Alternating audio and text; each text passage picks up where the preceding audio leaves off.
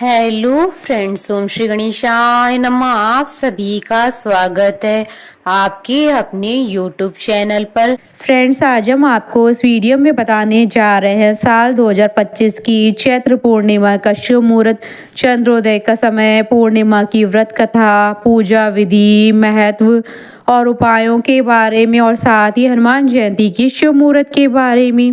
Friends, video शुरू करने से पहले आपसे रिक्वेस्ट है, अगर आप हमारे चैनल पर नए हैं और आपने अभी तक चैनल को सब्सक्राइब नहीं किया है तो प्लीज सब्सक्राइब कीजिएगा चैनल को, साथ ही प्रेस कीजिएगा बेल आइकन को, जिससे नए वीडियो से रिलेटेड नोटिफिकेशन आपको तुरंत प्राप्त हो सके।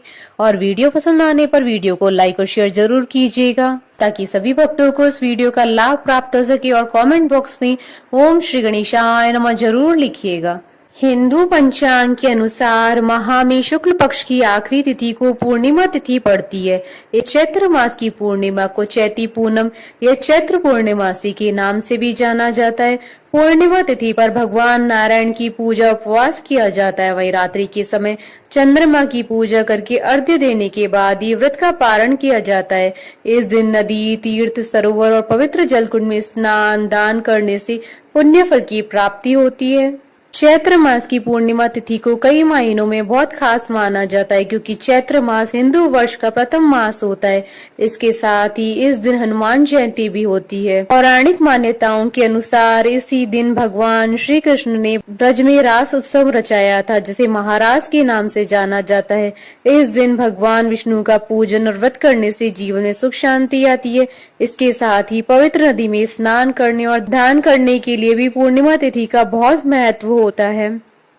साथ ही हनुमान जन्मोत्सव मनाने के लिए इस पूर्णिमा को अति विशेष माना जाता है। शास्त्रों के अनुसार चैत्र पूर्णिमा के दिन भगवान हनुमान जी का जन्म हुआ था। इसी कारण से इस दिन भगवान सत्यनारायण हनुमान जी की पूजा की जाती है। इस दिन हनुमान जी की पूजा करने से भगवान श्री राम और हनुमान जी दोनों का आशीर्वाद प्राप्त होता है। चैत्र पूर्णिमा के दिन भगवान विष्णु के सत्यनारायण स्वरूप की पूजा की जाती है। इस दिन सत्यनारायण भगवान की कथा सुनने से जन्मों जन्म के पापों का अंत होता है, इसलिए इस दिन लोग अपने घरों में भगवान सत्यनारायण की कथा भी करवाते हैं। फ्रेंड्स, सत्यनारायण भगवान की कथा, पूजा विधि, आरती का वीडियो आप देख सकते हैं हमारे चैनल पर। इसका लिंक आपको डिस्क्रिप्शन बॉक्स में भी मिल जाएगा। इस दिन चंद्रमा की भी पूजा को भी विशेष महत्व दिया जाता है। माना जाता है कि इस दिन चंद्रमा को जल देने से कुंडली में चंद्रमा की स्थिति मजबूत होती है। इसके साथ ही चैत्र मास की पूर्णिमा पर दान को विशेष महत्व दिया जाता है। इस दिन किसी भी निर्धन व्यक्ति या ब्राह्मण को दान देने से उसका कई गुना फल प्राप्त होता है और दान देने वाले मनुष्य को जीवन में सभी सुख सुविधाओं की प्राप्ति होती है। हिंदू पंचांग के अनुसार साल 2025 में चैत्र पूर्णिमा और हनुमान जयंती का पर्व 12 अप्रैल 2025 शनिवार के दिन है। हनुमान जयंती जब मंगलवार या शनिवार के दिन हो तो भक्तों को इसका दुगना लाभ मिलता है। हनुमान जी की पूजा से शनि देव की शुभता भी प्राप्त होती है और सारे कष्ट दूर होते हैं। फ्रेंड्स, अब आइए जानते हैं साल 2025 की हनुमान जयंती और चैत्र पूर्णिमा की शुभ मुहूर्त के बारे में। हिंदू पंचांग के अनुसार साल 2025 में हनुमान जयंती और चैत्र पूर्णिमा 12 अप्रैल 2025 शनिवार के दिन है। चैत्र शुक्ल पूर्णिमा तिथि प्रारंभ होगी 12 अप्रैल 2025 को सुबह 3:21 पर और चैत्र शुक्ल पूर्णिमा तिथि का समापन होगा 13 अप्रैल 2025 को सुबह 5:51 पर। ऐसा माना जाता है कि हनुमान जी का जन्म सूर्योदय के समय हुआ था। हनुमान जयंती के दिन मंदिरों में प्रातः ब्रह्म मुहूर्त में आध्यात्मिक प्रवचनों का आयोजन किया जाता है। हनुमान जयंती पर हनुमान जी की पूजा के लिए सुबह की पूजा का मुहूर्त रहेगा सुबह 7:35 से सुबह 9:11 तक और शाम की पूजा का मुहूर्त रहेगा शाम 6:45 से रात्रि 8:08 तक और चंद्रोदय का समय रहेगा शाम 6:18 पर। और इस दिन राहु काल का समय रहेगा सुबह 9:10 से सुबह 10:46 तक। राहु काल के दौरान कोई भी शुभ कार्य नहीं किए जाते हैं और अभिजीत मुहूर्त रहेगा दोपहर 12:02 से दोपहर 12:52 तक और अमृत काल का मुहूर्त रहेगा सुबह 11:23 से दोपहर 1:11 तक और ब्रह्म मुहूर्त रहेगा सुबह 4:35 से सुबह 5:23 तक। फ्रेंड्स, अब हमारे चैनल पर ज्वाइन बटन को दबाकर हमारे चैनल के मेंबर भी बन सकते हैं। हम हमारे चैनल के मेंबर्स की कमेंट्स को टॉप प्रायोरिटी पर रखकर उनका रिप्लाई करते हैं। फ्रेंड्स, अब आइए जानते हैं चैत्र पूर्णिमा की पूजन विधि के बारे में। चैत्र पूर्णिमा के दिन किसी पवित्र नदी या सरोवर में स्नान अवश्य करना चाहिए और साफ वस्त्र धारण करने चाहिए। इसके बाद एक साफ चौकी लेकर उस पर गंगा जल छिड़की और उस चौकी पर पीला कपड़ा बिछाए। पीला कपड़ा बिछाकर उस चौकी पर भगवान सत्यनारायण की प्रतिमा या तस्वीर स्थापित करें।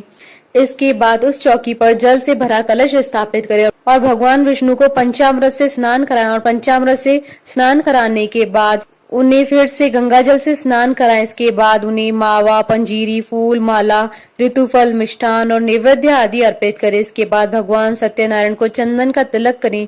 उन्हें फूल, माला, अक्षत और तुलसी दल चढ़ाएं। अक्षत चढ़ाने के बाद धूप दीप जलाएं। इसके बाद भगवान सत्यनारायण की विधिवत पूजा करें। इसके बाद भगवान सत्यनारायण की कथा पढ़ें या सुने और भगवान सत्यनारायण की धूप व दीप से आरती करें।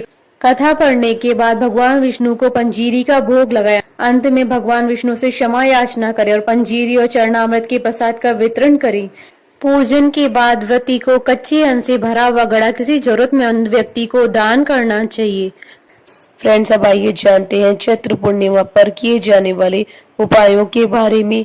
चैत्र पूर्णिमा के दिन माँ लक्ष्मी जी की प्रतिमा पर 11 कोड़ियां चढ़ाकर उनका हल्दी से तिलक करें। अगले दिन इन कोड़ियों को लाल कपड़े में बांधकर वहां रख दे जहां अपना धन रखते हैं। ऐसा करने से घर में कभी भी धन की कमी नहीं रहेगी। शास्त्रों के अनुसार पूर्णिमा के दिन पीपल के वृक्ष में माँ लक्ष्मी का आगमन होता है। इस दिन सुबह स्नान करने के बाद पीपल के पेड़ पर मीठा जल चढ़ाकर अर्पित करें। वैवाहिक जीवन में मधुरता के लिए पूर्णिमा के दिन पति पत्नी में से किसी को चंद्रमा को अर्घ्य अवश्य देना चाहिए। पति पत्नी साथ में भी अर्घ्य दे सकते हैं। इस उपाय से आपके दाम्पत्य जीवन में मधुरता बनी रहेगी। फ्रेंड्स, अब आइए आरंभ करें पूर्णिमा की कथा। पौराणिक कथा के अनुसार कांतिका नगर में धनेश्वर नाम का एक ब्राह्मण निवास करता था। उसकी कोई संतान नहीं थी। वह ब्राह्मण दान मांगकर अपना गुजारा करता था। एक बार उस ब्राह्मण की पत्नी नगर में दान मांगने के लिए गई, लेकिन उसे नगर में उस दिन किसी ने भी दान नहीं दिया क्योंकि वह निसंतान थी। वहीं दान मांगने पर उस ब्राह्मण की पत्नी को एक व्यक्ति ने सलाह दी कि वो माँ काली की आराधना करे। इसके बाद ब्राह्मण दंपति ने ऐसा ही किया। 16 दिनों तक माँ काली की आराधना की, जिसके बाद माँ काली स्वयं प्रकट हुई और माँ ने उन्हें संतान प्राप्ति का वरदान दिया। कहा कि अपने सामर्थ्य के अनुसार तुम आटे के दीप हर पूर्णिमा को जलाना और हर पूर्णिमा को एक एक दीपक बढ़ा देना। तुम्हें कर्क पूर्णिमा तक पूरे 22 दिए अवश्य ही जलाने हैं। देवी के कहे अनुसार ब्राह्मण ने एक आम के पेड़ से आम तोड़कर अपनी पत्नी को पूजा के लिए दे दिया, जिसके बाद उसकी पत्नी गर्भवती हुई। देवी के आशीर्वाद से उस ब्राह्मण के यहाँ एक पुत्र पैदा हुआ जिसका नाम देवदास रखा गया। जब वह बड़ा हुआ तो वह पढ़ने के लिए काशी गया। देवदास के साथ उसके मामा भी गया। दोनों के साथ रास्ते में एक घटना घटी जिसके बाद देवदास का प्रचंश वंश विवाह हो गया। जबकि देवदास ने पहले से ही बता दिया था कि वह अल्पायु है, लेकिन फिर भी उसका विवाह जबरदस्ती करा दिया गया। कुछ समय के बाद उसे मारने के लिए काल आया, लेकिन ब्राह्मण दंपति के पूर्णिमा के व्रत के कारण उसका कुछ भी नहीं बिगाड़ पाया। बोलिए भगवान विष्णु की जय, सनातन धर्म की जय। हमारे साथ इस वीडियो में अंत तक बने रहने के लिए आपका धन्यवाद। ओम श्री गणेशाय नमः।